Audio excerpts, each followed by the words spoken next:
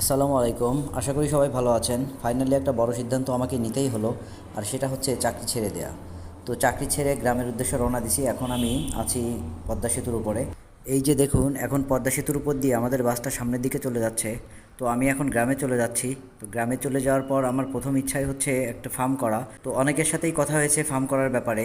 কেউ বলেছে গরুর ফার্ম করতে, কেউ বলছে ছাগলের ফার্ম করতে, আবার কেউ বলেছে মুরগির ফার্ম করতে। অবশ্য আমার বন্ধুর ভাইয়ের একটা মুরগির ফার্ম আছে, তো তাদের সাথেও খুব ভালো কথা হয়েছে। ইচ্ছা আছে তিনটার যে কোনো একটা ফার্ম করব। তো আমার পেজে কিছুদিন আগে আমি একটা স্ট্যাটাস দিয়েছিলাম যে চাকরি ছেড়ে গ্রামে যে ফার্ম করার।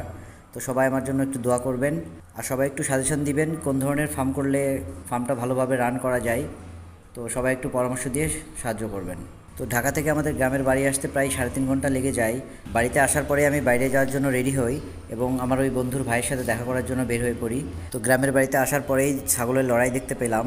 তো এখন বেরিয়ে পড়লাম আমার বন্ধুর সেই ভাইয়ের সাথে দেখা করার জন্য। তো আজকের ভিডিওটি এখানেই শেষ করছি। পরবর্তী ভিডিওতে আপনাদের সাথে আবার কথা হবে। আসসালামু আলাইকুম।